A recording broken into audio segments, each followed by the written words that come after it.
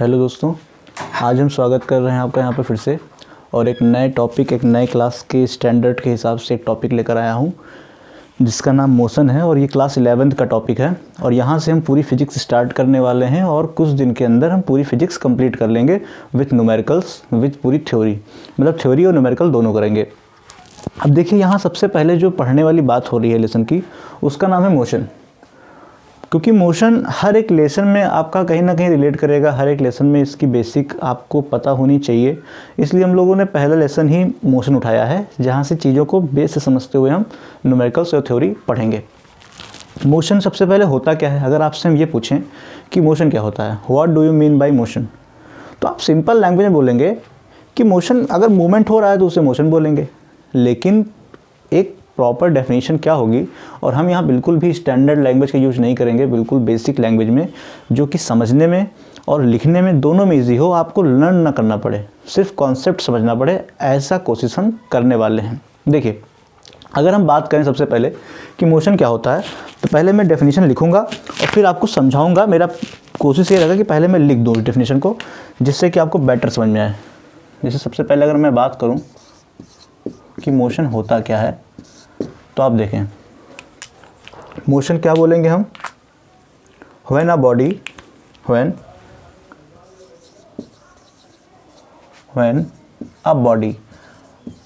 या फिर आप ऑब्जेक्ट कह सकते हैं, when a body or object. अब कोई भी बॉडी, कोई भी ऑब्जेक्ट है, अगर वो अपने पोजीशन को चेंज कर रही है, मतलब अगर मैं इस समय यहाँ पर हूँ और मैं बाद में यहाँ आ गया, तो मैंने मोशन किया तभी तो मैं यहाँ आया। क्या बिना मोशन किए मैं यहाँ आ सकता था? नहीं। तो मैं क्या लिखूँगा? When a body or object change its position. अब चेंज इट्स पोजीशन, लेकिन कैसे? With time. When a body or object change its position with time, मतलब टाइम तो लगेगा ही, कोई भी पोजीशन चेंज करने में टाइम तो लगेगा ही। हम अगर इस सेकंड यहाँ पर हैं तो कम से कम मूवमेंट करने के लिए कुछ तो टाइम लगेगा, भले ही 1 सेकंड का टाइम क्यों ना लगे, लेकिन टाइम तो लगना ही लगना है। इसलिए कोई भी पोजीशन में चेंजिंग जब होती है तो उसमें टाइम का रोल होता है। यानी कि अगर मेरी पोजीशन चेंज हो रही है टाइम के रिस्पेक्ट में, टाइम के अकॉर्डिंग, तो उसे हम मोशन बोलेंगे। जैसे सपोज करिए आपकी एक ये कार है, ये रोड है, ब्रेकर वाली रोड है, ऐसी रोड होती है ना। और फिर समझिए ये कार आपकी ये है, आप मॉर्निंग में 6 बजे यहाँ पर थे और 7 बजे आप यहाँ पहुँच गए। मतलब कि आप इस समय इस जगह पर थे, 1 घंटे के बाद आप यहाँ पर हैं, मतलब टाइम भी बढ़ चुका है और आपकी पोजीशन भी चेंज हो गई है।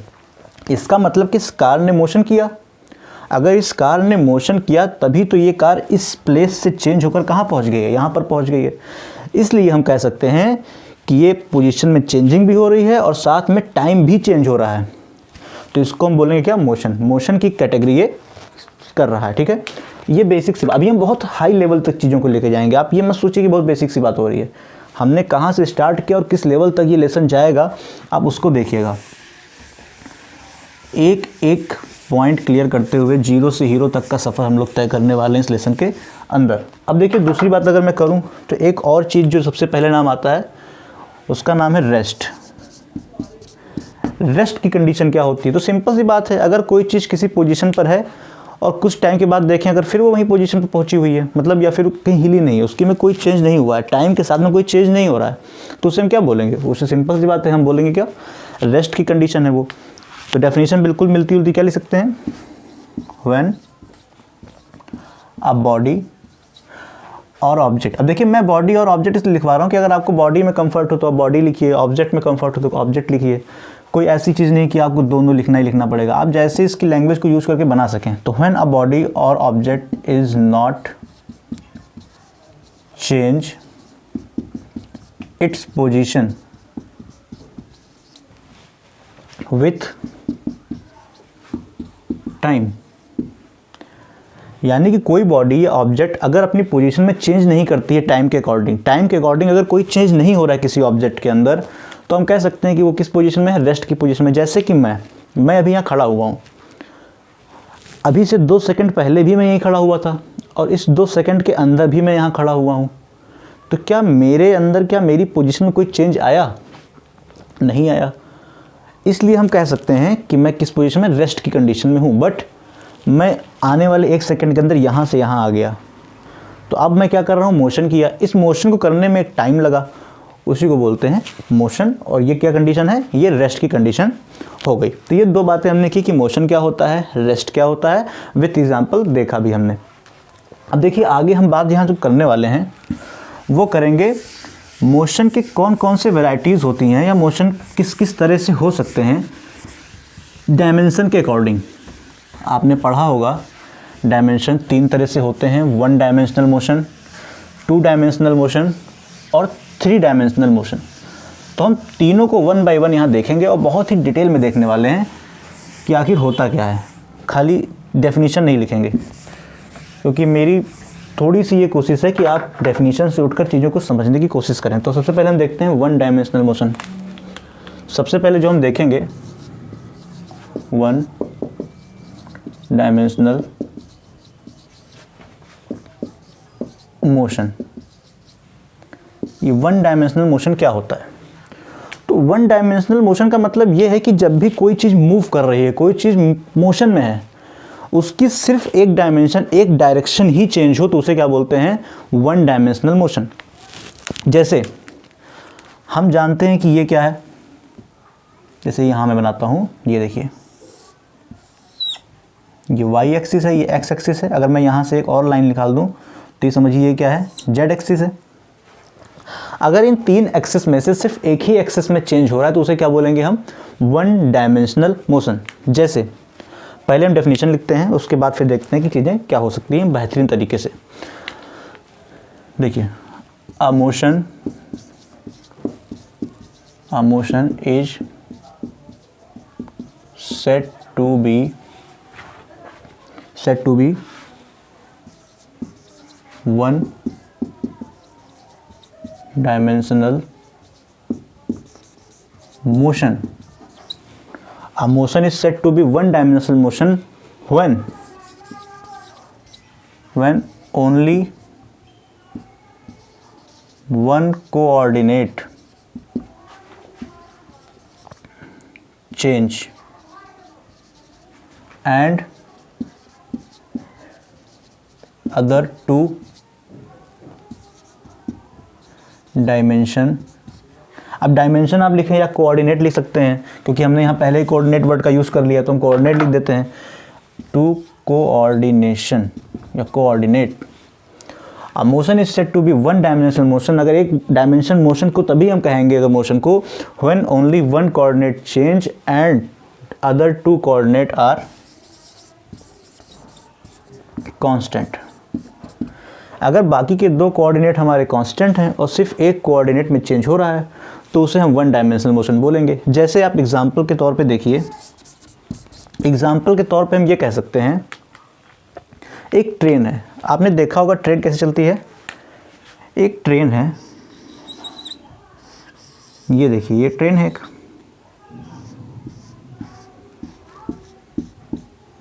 ये ट्रेन हो गई। जब ये चलेगी इस पटरी के ऊपर यहाँ पर, तो आप बताएं क्या इसकी तीनों डायमेंशन चेंज हो रही है? सिंपल सी बात है, आप कहेंगे नहीं, इसकी सिर्फ एक डायमेंशन चेंज हो रही है, जिसका नाम क्या है, एक्स एक्सिस। इसका मतलब बाकी 2 डायमेंशंस, बाकी 2 कोऑर्डिनेट इसके सेम कांस्टेंट हैं। एक ट्रेन जब चलती है तो बिल्कुल सीधे चलती है, उसके बाकी 2 डायमेंशन चेंज नहीं हो सकते हैं।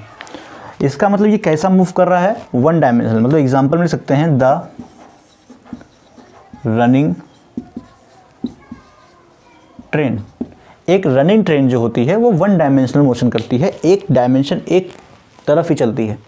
इसका मतलब कि ट्रेन 1 डायमेंशन मोशन करती है। अब आपके मन में एक क्वेश्चन आ रहा होगा कि खाली एक डायरेक्शन में करे, खाली एक ही डायमेंशन में करे, क्यों? आपने देखा होगा पहाड़ी इलाकों में हल्की सी ट्रेन ऐसे चलती हैं, हल्की सी, बहुत ज़्यादा नहीं चलेगी लेकिन हाँ हल्की सी ट्रेन ऐसे रहती है। भाई एक पहाड़ से ट्रेन उतर रही है हल्की सी नीचे, देहरादून साइड में अगर आप जाएंगे तो हल्का सा, बहुत ज़्यादा नहीं मिलता है लेकिन हल्का सा ट्रेन ऐसे रहती है झुकी हुई। तो आप कहेंगे अब तो बताओ अब कहाँ कर रहा है, अब तो देखो इधर कर रहा है नॉर्थ में भी, और वेस्ट में भी कर रहा है, कहाँ सिंपल डायरेक्शन में किया। तो आप ये मत देखिए, आप ये देखिए क्या हमारा यहाँ हम ऐसे बना सकते थे, इस जगह पर हम अपने कोऑर्डिनेट को ऐसे दिखा सकते थे कि ऐसे है, देखो ये, क्या वाई पे कोई फ़र्क पड़ा? आप कहते नहीं पड़ा, एक्स पे खाली फ़र्क पड़ा। अब आप कहोगे ऐसे तो दोनों फ़र्क पड़ रहा है, ऐसे पड़ रहा है। नहीं, आप गलत हैं। आप इसको भी तो मूव कर सकते हैं। देखिए ये, तो ये क्या हो गया, ये वाई एक्सिस और ये एक्स एक्सिस। तो यहाँ पर भी सिर्फ एक ही डायमेंशन पे इफेक्ट हो रहा है, सिर्फ और सिर्फ एक्स एक्सिस पर। 2 डायमेंशन का मतलब ये नहीं है कि सिर्फ हम डायरेक्शन के तौर पे बता दें कि वहाँ पे 2 तरफ से मूवमेंट हो रहा है इसलिए 2 डायमेंशन हो जाएगा। ये भी 1 डायमेंशन मोशन ही कहलाएगा। अगर कोई चीज़ ऐसी चल रही है तो मूवमेंट भी तो ऐसा हो जाएगा, उस कोऑर्डिनेट को भी तुम घुमा देंगे। तो इसलिए इसको बोलते हैं 1 डायमेंशनल मोशन। तो 1 डायमेंशन वो सिंपल सी बात है, जहाँ पे सिर्फ एक कोऑर्डिनेट में चेंज होता है, बाकी तो सेम रहती हैं, उसे बोलते हैं 1 डायमेंशनल मोशन। अब देखिए 1 डायमेंशनल मोशन अगर आपने समझ लिया तो मेरे हिसाब से 2 डायमेंशनल मोशन में समझने वाली चीज़ कुछ खास नहीं बचती है। अगर मैं आपसे पूछूं 2 डायमेंशनल मोशन किसे कहते हैं, तो आप क्या करेंगे? आप एक सिंपल सी बात सोचिए कि आपको डेफिनेशन क्यों नहीं रटनी है, क्योंकि जहाँ पे आपको क्या लिखा हुआ था, आपका 2 लिखा हुआ था, आप यहाँ क्या लिख देंगे, 1 लिखा था, वहाँ 2 लिख देंगे। A motion is said to be 1 dimension, तो 1 की जगह क्या लिखेंगे आप, 2 डायमेंशन। मोशन व्हेन ओनली 1, तो यहाँ व्हेन ओनली 2 हो जाएगा। कोऑर्डिनेट चेंज एंड अदर 1 हो जाएगा यहाँ पर, जहाँ 2 था। कोऑर्डिनेट इज कांस्टेंट, यानी कि हम लिख सकते हैं, अगर हमको 2 डायमेंशनल मोशन की डेफिनेशन लिखनी हो तो हम क्या लिखेंगे, a motion is said to be 1 dimensional की जगह पे 2 dimensional. 2 dimensional motion when only 2 dimension, 2 coordinate change and other 1 coordinate is constant.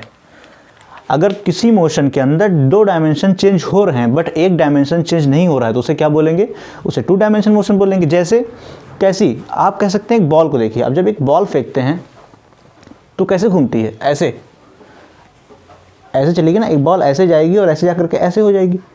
मतलब ये मूवमेंट कैसा हो रहा है, आप ये समझें, कोई भी चीज़ है, एक बॉल है, एक बॉलर ने एक बॉल को फेंका तो वो ऐसे जाएगी बॉल ना। अब आप यहाँ पे चाह कर के भी इसको 1 डायमेंशन नहीं बना सकते हैं, ये 2 डायमेंशन में ही होगा। या कोई चीज़ सर्कुलर घूम रही है, जैसे कोई सर्कुलर पार्क है जिसके अंदर कोई रनिंग कर रहा है, तो वो कभी 1 डायमेंशन हो ही नहीं सकता है। अगर सर्कुलर हो तो उसका डायमेंशन चेंज हो जाएगा और वो हमेशा 2 तरफ चेंज होता रहेगा। इसलिए इसको क्या बोलेंगे, 2 डायमेंशनल मोशन बोलते हैं। या फिर इसका एग्जाम्पल में हम कह सकते हैं कि 2 डायमेंशनल मोशन है ये क्या, सर्कुलर पाथ। एग्जाम्पल के तौर पे हम लिख सकते हैं अ सर्कुलर पाथ या अ सर्कुलर मोशन। एक सर्कुलर मोशन क्या होता है, एक सर्कुलर मोशन सिंपल सी बात है, वो 2 डायमेंशनल होता है, क्योंकि उसमें 2 डायमेंशन चेंज हो रही होती हैं। अगर 2 डायमेंशन चेंज हो रही है तो क्या बोलेंगे, 2 डायमेंशनल मोशन बोलेंगे। अच्छा, 2 डायमेंशनल मोशन की हमने बात कर ली। अगर यहीं पे अगर मुझे लिखना हो 3 डायमेंशन मोशन, तो आप क्या लिखेंगे, 3 डायमेंशन मोशन को अगर हमें समझना हो तो वो क्या हो सकता है, आप सोच के देखिए। क्या हमें कुछ अलग से डेफिनेशन याद करनी पड़ी इतनी देर में?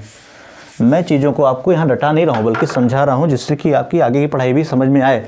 आपको 12th या 11th करके तो नहीं बैठना है, आगे आप और साइंस में काम करेंगे तो वहाँ जा करके आपको चीज़ों की बारीकी पता होनी चाहिए, कॉन्सेप्ट पता होने चाहिए, थ्योरी नहीं पता होनी चाहिए। थ्योरी तो बहुत बेसिक्स में लिखवा रहा हूँ, इससे थ्योरी तो शायद अच्छा आप लिख सकते हैं, लेकिन यहाँ लैंग्वेज का खेल नहीं करना है आपको। यहाँ पर चीज़ों को समझना है, चीज़ों की मेंटेनेंस को देखना है, कैसे आप आंसर को मेंटेन करेंगे। तो अगर हम 3 डायमेंशन मोशन की बात करें तो वो क्या हो जाएगा, a motion is said to be 3 dimension motion. बिल्कुल सिंपल सी बात है, motion is said to be 3 dimensional motion when all the 3 coordinate are changed या are changed, जब तीनों कोऑर्डिनेट चेंज हो जाएं। अब आप बताइए सोच करके, ऐसा कब होता है कि जब तीनों कोऑर्डिनेट चेंज हो जाएं? आपको क्या लग रहा है? आप देखें, कोई गैस है, कोई भी गैस हुई या कोई भी ऐसा केमिकल हुआ, आप केमिकल केमिस्ट्री की लैब में जाते होंगे तो एकदम से आपको स्मेल आने लगती है। कोई इधर साइड में है तो उसको भी आ रही है, कोई नॉर्थ में है तो उसको भी आ रही है, हर तरफ आ रही है। या कभी गैस सिलेंडर से आपका गैस लीक हो रहा है तो देखिए पूरे जगह पर गैस फैल जाएगी। क्या रीज़न है? क्योंकि गैस हर तरफ फैलती है। कोई भी बीकर के अंदर गैस भरी हुई है, अगर आप समझिए कि गैस किसी क्लोज बीकर के अंदर रखी हुई है तो वो भी तो अंदर घूम रही होगी हर जगह पर। क्या गैस एक जगह स्टेबल होगी? बलून के अंदर जब आप हवा भरते हैं तो क्या वो एक ही जगह पे स्टेबल हो जाती है?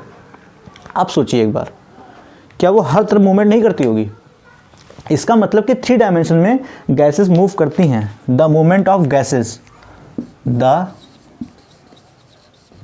Movement of gases in close basket या बीकर, जो भी आप कहना चाहें अपने हिसाब से लिख सकते हैं। यानी कि मूवमेंट अगर गैसेस का हो रहा है क्लोज बास्केट के अंदर तो वो क्या है? 3 डायमेंशनल मोशन है। मैं उम्मीद करता हूँ आपको इतनी बातें समझ में आई होंगी, बेहतरीन तरीके से समझ में आ गया होगा।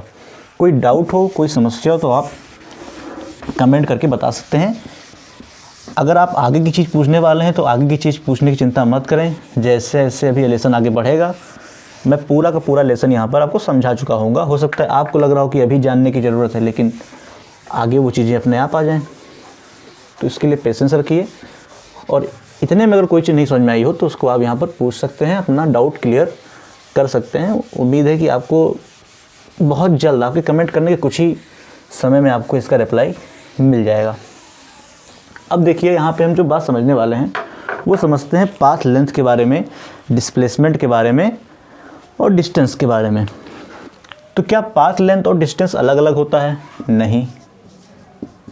पाथ लेंथ या इसी को हम क्या कहते हैं? और डिस्टेंस। ये और हम यहाँ पढ़ने वाले हैं क्या? डिस्प्लेसमेंट। डिस्प्लेसमेंट हम यहाँ पर सीखेंगे क्या होता है। अब एक बात आप समझिए कि पाथ लेंथ में क्या फ़र्क है और डिस्प्लेसमेंट में क्या डिफरेंस है। सपोज़ दैट आप सपोज़ करिए कि ये आपका घर है एक।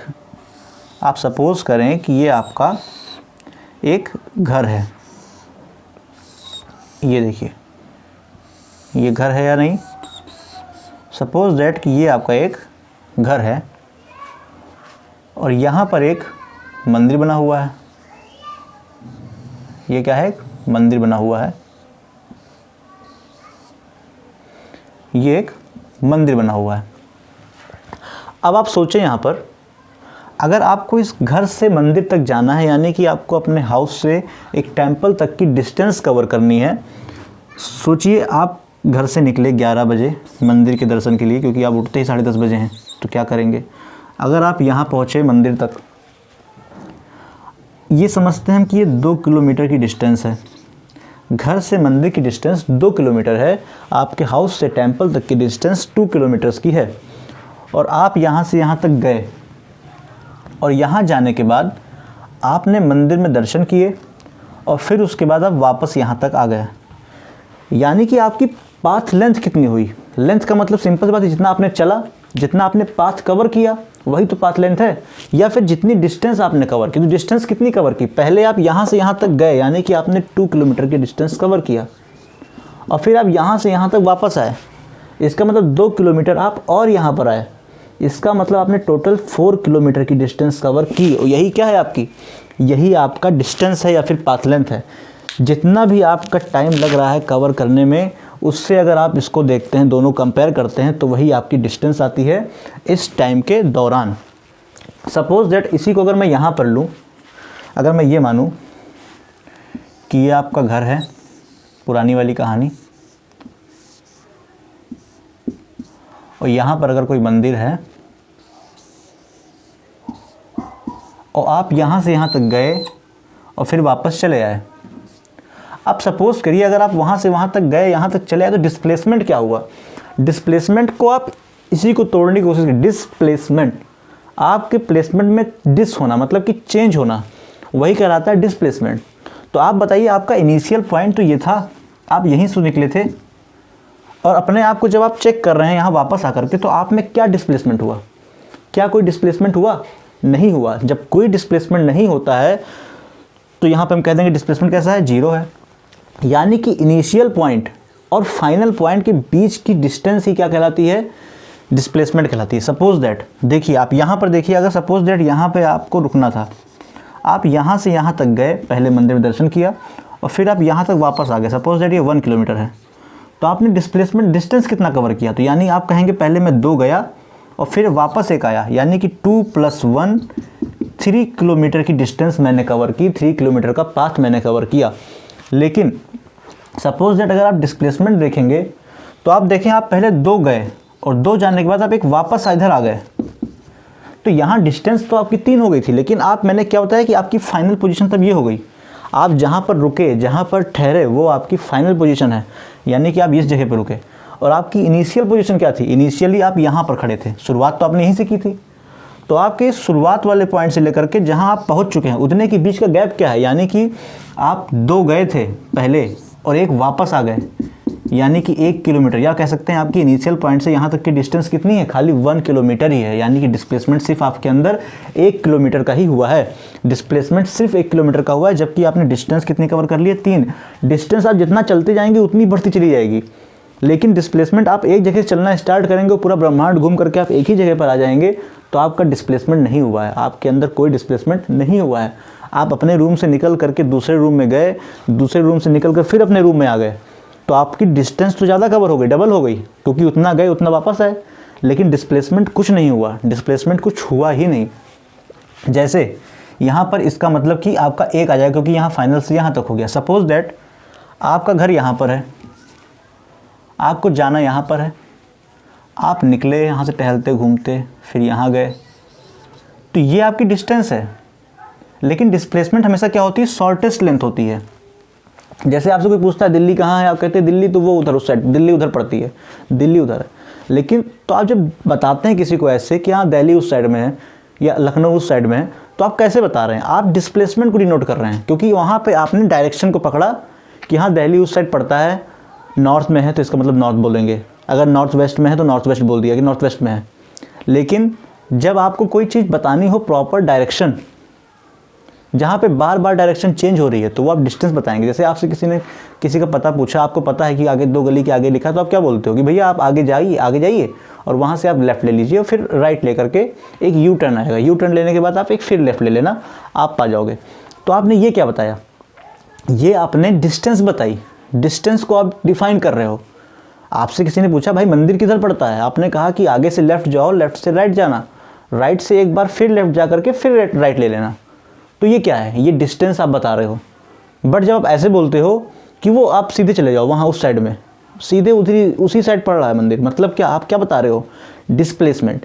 हो सकता है उसको जाने में कई सारे टर्न लेने पड़े, बट आप उसको शॉर्टेस्ट पाथ बता रहे हो कि हाँ इधर ही तो है, इस साइड में है, मतलब क्या कि ये डिस्प्लेसमेंट है।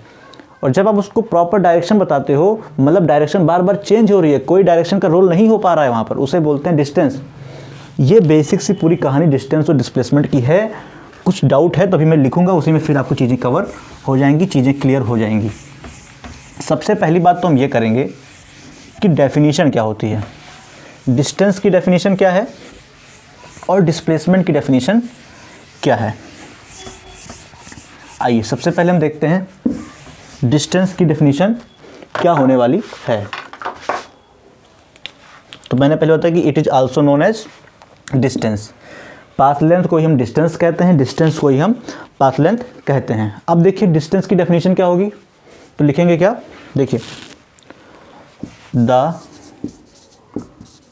Total path cover by object in such time, किसी टाइम के अंदर कोई पाथ को कवर करना। अब वो पाथ आप वापस जाएं, दोबारा फिर आएँ, सब कुछ उसमें होगा। Time is known as path length और डिस्टेंस। अच्छा, अगर इसी को मैं यहाँ पर डिस्प्लेसमेंट की डेफिनेशन लिखूँ तो क्या लिखूँगा कि यहाँ आपके पाथ लेंथ से मतलब ही नहीं है कि आप कितना चल रहे हैं, कितना क्या कर रहे हैं, आपके इनिशियल पोजीशन में कितना चेंज आया। मतलब लिखेंगे the change in position between initial point to final point, initial point to final point, initial position to final position, आप जैसे चाहें वैसे initial point to final point, the change in position between initial point to final point in time is known as displacement। यानी किसी time के दौरान, किसी time के अंदर आपके पोजीशन में जो चेंज हुआ उसी को डिस्प्लेसमेंट बोलते हैं। डिस्प्लेसमेंट, अगर पोजीशन में चेंज नहीं हुआ तो आप 10 चक्कर लगा लो दुनिया के, अगर आप लास्ट में वहीं आके खड़े हो तो आपने क्या डिस्प्लेसमेंट हुआ, आप में क्या डिस्प्लेसमेंट हो रहा है। जैसे एक बच्चे ने इस साल 11th पढ़ना स्टार्ट किया, वो 2 साल खूब पढ़ा, 2 साल बीत गए, पता चला उसका 11th भी नहीं हो पाया, वो इस साल भी फेल हो गया, अगले साल फिर फेल हो गया, दोनों साल फेल हो गया 11th में। तो उसने डिस्टेंस तो कवर कर ली 2 साल की, 2 साल की डिस्टेंस तो कवर कर ली, 2 साल काट दिया उसने, वो क्या है, उसका डिस्टेंस है। लेकिन आप बताएं उस 2 साल में वो जहाँ था 10th में, उसी 10th क्लास में रह गया, वो 11th कवर ही नहीं कर पाया, तो क्या उसके डिस्प्लेसमेंट में कोई फ़र्क हुआ? कोई फ़र्क नहीं हुआ। डिस्प्लेसमेंट जहाँ पर था वो वहीं है। इसका मतलब कि डिस्प्लेसमेंट शून्य हो गया, उसका 0 हो गया। अब यहाँ से कुछ प्रॉपर्टीज़ निकल रही हैं, कुछ क्वालिटीज़ निकल रही हैं, उन क्वालिटीज़ को हम देखते हैं कि क्वालिटीज़ होती क्या क्या हैं। अब उसको समझने का हम थोड़ा काम करेंगे। देखिए, आपने एक वर्ड सुना होगा स्केलर, और एक वर्ड सुना होगा वेक्टर। स्केलर क्या होता है और वेक्टर क्या होता है? अगर थोड़ा भी अच्छे से पढ़ा है 9th का कोर्स अपना, तो आपको पता होगा कि स्केलर और वेक्टर क्या होता है। जहाँ पर मैग्नीट्यूड और डायरेक्शन है उसे बोलते हैं वेक्टर। जहाँ पे डायरेक्शन का कोई खास रोल नहीं है वहाँ होता है स्केलर। आप खुद बताएं, मैंने बताया था कि डिस्टेंस में क्या डायरेक्शन का रोल होता है? नहीं होता है। क्यों? क्योंकि डायरेक्शन बार बार चेंज हो रही है डिस्टेंस में। आप जैसे लेफ्ट लेंगे, जैसे राइट लेंगे, बार बार डायरेक्शन चेंज हो रही है। तो इसका मतलब ये क्या होगा? ये आपका होगा the scalar quantity, number 1 point तो ये हो गया। अगर इसकी बात करें तो इसमें पहला पॉइंट क्या, इसका पहला पॉइंट क्या हो गया? इसका पहला पॉइंट होगा the vector quantity. Vector quantity क्यों है? क्योंकि यहाँ पे डायरेक्शन का रोल है। आपने एक डायरेक्शन बता दिया, आपने एक डायरेक्शन बोला, वही डायरेक्शन हमेशा रहेगी, डायरेक्शन चेंज नहीं होने वाली है। इसका मतलब कि डिस्प्लेसमेंट में किसका रोल होता है? मैग्नीट्यूड तो दोनों में होते हैं, कोई खास रोल नहीं, लेकिन वेक्टर में डायरेक्शन का रोल होता है। दूसरी बात आप समझिए, आप ये बताएं डिस्प्लेसमेंट क्या कभी 0 हो सकती है? डिस्प्लेसमेंट आप कभी 0 बोल सकते हैं? आप अगर एक कदम बढ़ाए और आपने वापस ले लिया तो क्या डिस्टेंस ख़त्म होगी? नहीं ख़त्म होगी। डिस्टेंस आपकी डबल हो गई। आपने एक कदम आगे बढ़ाया, एक कदम पीछे लिया, मतलब आपने 2 कदम बढ़ा दिए। डिस्टेंस की डेफिनेशन ये कहती है, मैंने ऐसे हाथ किया, ऐसे हाथ वापस लिया, यानी कि मैं ये मान लीजिए मैंने 100 मीटर हाथ आगे किया, 100 मीटर हाथ पीछे लिया, इसका मतलब मैंने 200 मीटर ट्रेवल कर लिया, मेरे हाथ ने 200 मीटर की डिस्टेंस कवर कर ली। इसका मतलब कि डिस्टेंस कभी भी 0 नहीं हो सकती है। सेकंड पॉइंट क्या बन गया? Distance can't be 0। लेकिन मैंने यहाँ क्या बताया था कि डिस्प्लेसमेंट 0 तो हो ही सकता है। आपने हाथ को ऐसे किया और पूरा हाथ वापस ले लिया, यानी कि आपने 100 मीटर हाथ आगे किया था, 100 मीटर पीछे ले लिया। डिस्प्लेसमेंट कुछ हुआ? कुछ नहीं हुआ। जहाँ पे आपका हैंड था वहीं हैंड रह गया, यानी कि डिस्प्लेसमेंट 0 हो गया। या फिर आपने ऐसे हैंड किया, इतना हाथ वापस लिया, मतलब आपने 100 मीटर आगे किया था, 50 मीटर पीछे कर लिया, यानी कि मेरा हाथ फाइनल पोजीशन से कितना डिस्टेंस पे है? ओनली 50 मीटर की डिस्टेंस पे है। इसका मतलब कि displacement can be 0। Displacement can be 0। Displacement 0 हो सकता है। अब एक बात आप और यहाँ पे देखें बहुत ध्यान से, डिस्प्लेसमेंट 0 हो सकता है। सपोज दैट, और देखिए आप चीज़ों को समझने की कोशिश करिएगा। मैं चाहता हूँ जितना आप समझ लें उतना बेटर है, क्योंकि क्वालिटी एक ही बार पढ़ने में सबसे अच्छी आती है। आप देखें, ये ऐसे ये समझें, ये मंदिर था। मैंने क्या कहा था कि आप यहाँ से यहाँ तक गए, आपने यहाँ से यहाँ तक की डिस्टेंस कवर की। सपोज दैट आपने, हम यही बनाते हैं, दोबारा समझिए, आपने डिस्प्लेसमेंट भी दोनों को यहीं कवर किया, डिस्प्लेसमेंट भी आपने कवर किया। अब आप बताएं, आप सिर्फ यहाँ से यहाँ तक गए और यहाँ से यहाँ तक इसमें भी गए, तो यही आपकी डिस्टेंस भी है और यही डिस्प्लेसमेंट भी है। अगर आप सिर्फ यहाँ से घर से अपने मंदिर तक जाते हैं तो वही आपकी डिस्टेंस भी हो जाएगी, वही डिस्प्लेसमेंट भी हो जाएगी। यानी कि हम कह सकते हैं कि डिस्टेंस डिस्टेंस इक्वल हो सकती है किसके, डिस्प्लेसमेंट के इक्वल हो सकता है ना। और हमने क्या पढ़ा है, हमने ये भी पढ़ा है कि distance is never be zero. और क्या पढ़ा है, displacement is zero, displacement zero हो सकता है। एक और इम्पॉर्टेंट बात, आप ये बताएं क्या कभी ऐसी कोई कंडीशन बनेगी कि आपका डिस्टेंस कम रह जाए, डिस्प्लेसमेंट ज़्यादा हो जाए? क्या ऐसी कोई सिचुएशन बन सकती है जब आपकी डिस्टेंस तो कम हो जाए लेकिन डिस्प्लेसमेंट ज़्यादा हो जाए? आपको कैसे हो सकता है? इम्पॉसिबल, क्योंकि हम पहले ही पढ़ चुके हैं कि डिस्प्लेसमेंट क्या होती है, हमेशा शॉर्टेस्ट लेंथ होती है, पाथ की शॉर्टेस्ट पाथ होता है कौन सा, डिस्प्लेसमेंट। इसका मतलब कभी भी ऐसा नहीं होगा, डिस्टेंस तो ज़्यादा हो सकती है लेकिन ऐसा कभी नहीं होगा कि डिस्टेंस से ज़्यादा डिस्प्लेसमेंट हो जाए, नहीं होगा ये, नेवर एवर, कभी नहीं हो सकता। ये कंडीशन आप ध्यान रखें कि ये कभी हो ही नहीं सकता है। और हम लोगों ने एक बात पढ़ी थी, क्या पढ़ी थी, कि ये क्या होती है, ये तो पाथ होता ही होता है लॉन्गेस्ट, और ये कैसा पाथ होता है, शॉर्टेस्ट पाथ होता है। यानी कि ये क्या हो गया, शॉर्टेस्ट पाथ हो गया पूरे उस आपके ट्रैवलिंग की, पूरे उस ड्यूरेशन की जिस पे आप चल रहे हैं, वहाँ पे सबसे शॉर्टेस्ट लेंथ क्या होती है, डिस्प्लेसमेंट ही होती है। तो ये बात आपको समझ में आई होगी, उम्मीद करते हैं कोई इसमें दिक्कत नहीं हुआ होगा।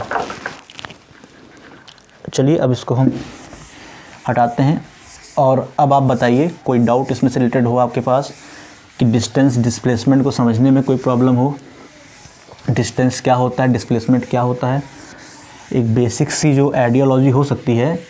अभी तो लेवल बहुत बढ़ेगा, आज तो लेवल बहुत हल्का रखा है, बच्चों वाला लेवल, क्लास 6 वाला लेवल रखकर बता रहा हूँ आपको। अभी लेवल हाई टू हाई जाना है और चीज़ों को एक ऐसे लेवल तक सीखना है जहाँ पे सिर्फ आपकी 11th की कैटेगरी ही ना सॉल्व हो, बल्कि जो क्वेश्चन आगे आईआईटी में या नीट में पूछे जा रहे हैं इस लेसन से, क्योंकि मोशन से हमेशा 1-2 क्वेश्चन आते ही हैं, वो क्वेश्चंस भी आपके कवर हो सकें, हम ऐसी कोशिश करने वाले हैं।